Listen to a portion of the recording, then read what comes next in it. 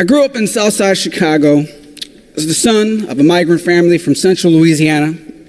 I grew up primarily low income with other minorities. Currently, my district is primarily filled with low income African American minorities. When I think of this bill and who it protects, what sometimes disturbs me when I hear public discourse is we lose sight of the people who will benefit from certain policy. For instance, one of the most disheartening comments I received from one of my constituents is, Mr. Fontenot, why should I start a business when the next riot happens?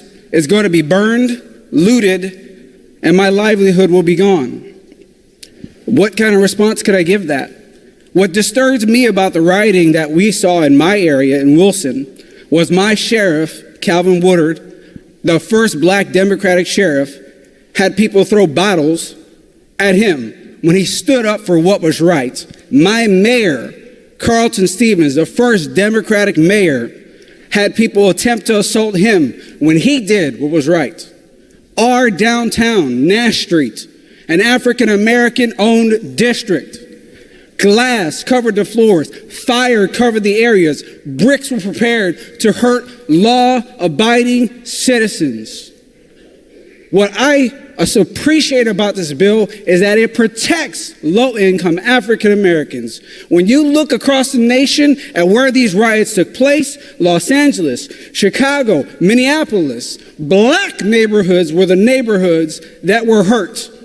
African Americans are the ones who foot the bill, not lawyers.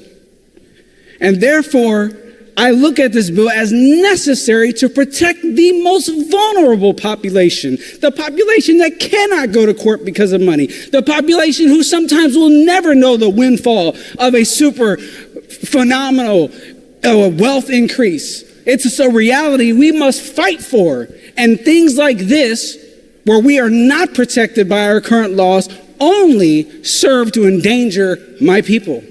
Therefore, I support this bill because it protects who it should, and those that denigrate the hard work ethic of sweat, blood, and tears of our forefathers who come to build up a neighborhood so that our children can be safe, so that education can thrive, that economy can go forward. Those are the people that we should support. For those that would like to destroy it in the midst of bloodlust and chaos, may they not be protected. May they discover the full force of a law-abiding country where people that are working hard are rewarded and those that are destructive are imprisoned. I support this bill.